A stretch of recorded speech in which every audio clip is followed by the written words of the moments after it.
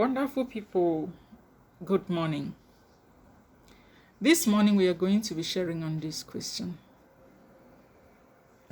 Do you think that cheating is the only cause of separation or divorce?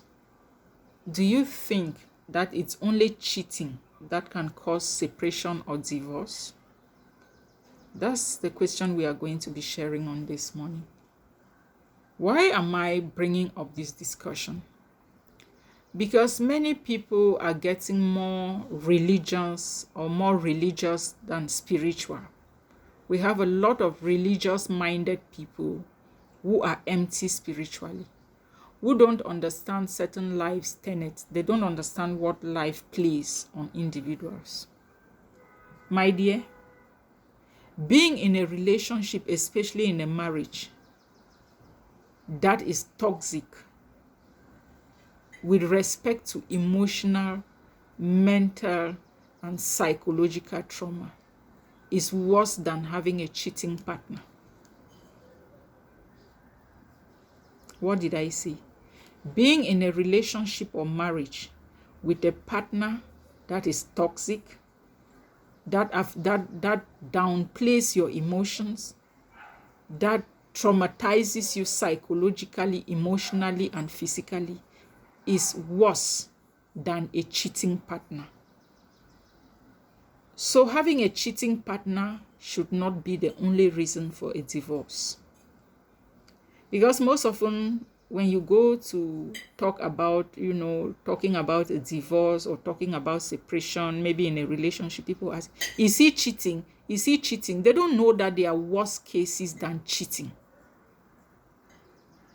If a partner traumatizes you, it affects your mental and emotional health. There is nothing as terrible as staying in a relationship where you are not psychologically, mentally, or emotionally stable. So you don't necessarily have to cheat to lose someone. That's not it. Many people lose partners, wives, husbands, friends, because of maybe a lack of communication. You cannot say you are in a relationship or in a marriage with someone when you don't communicate. You are not available. When you don't give your partner the necessary attention.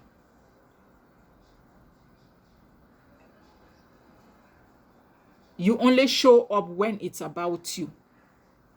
But when it's about the other person, you are never available. You only show up maybe when you have your own thing to talk about, when you have an information to give. That one, maybe it's a boss and subordinate relationship, or maybe I don't know what you call that, but you can't call that a relationship or a marriage. No. Once there is lack of communication, once there is lack of attention, once there is disrespect, that alone is enough to cause separation. That alone is enough to make you lose someone. So you listening to me and you are in a relationship, do you communicate enough? Communication is not coming on a daily basis and dropping good morning, good afternoon, good evening messages. That's not communication. Communication is a heart-to-heart talk with your loved one. It's an interaction. It's a discussion where you listen to the other person express themselves. Once you people are in a relationship, there are obviously many things to talk about. Talk about your successes, talk about your plans, talk about your dreams, talk about your challenges, talk about the various things around you. That is what builds the bond. That is what builds the connection. It's not only one person showing up once in a while when they have something important for themselves. They don't care about the other person.